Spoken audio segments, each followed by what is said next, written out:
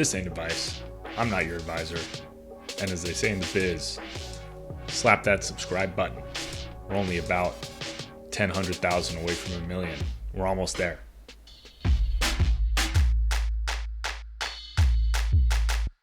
Welcome to another episode of Buck Talk. My name's Jack. Let's check out today's question.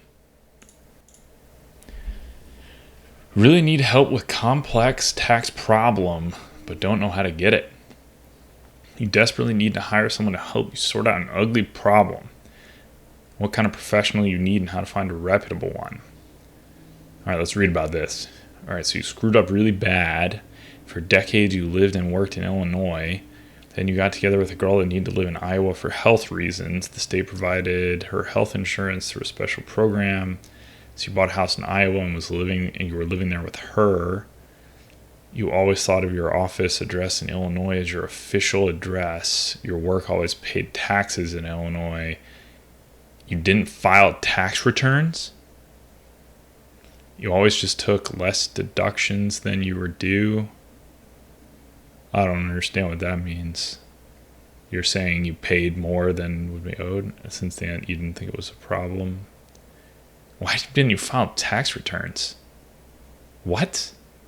Okay.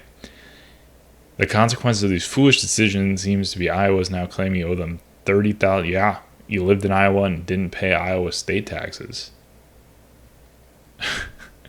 You don't know any details as you've been in California. You didn't receive any correspondence from them until you received an intent to levy.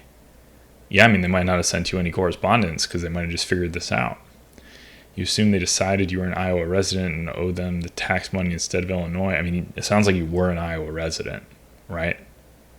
That's what you said. They're going to hold collections for 2 months, but probably the same problem for 2012 to 2018. With the 30 grand was only for 2012.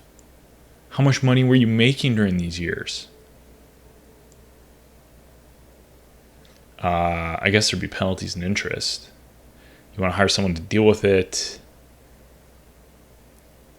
Tax lawyer, CPA. Yeah, you're probably going to need both. So I would start with a CPA. I would start with a CPA. You probably don't need a local one. You could probably be fine with one in California or Chicago or wherever you lived in Iowa. But I don't know if it's Chicago, Illinois.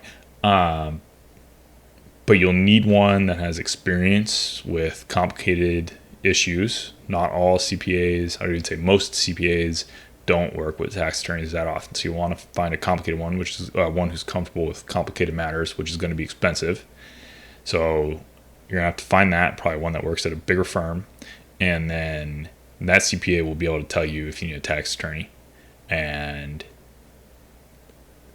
it seems like this is a case where a tax attorney might be able to help, might be able to tell you if you have some leg to stand on or if you can do something to mitigate it. CPA might say, no, we can handle this ourselves. There's nothing to gain by bringing an attorney in.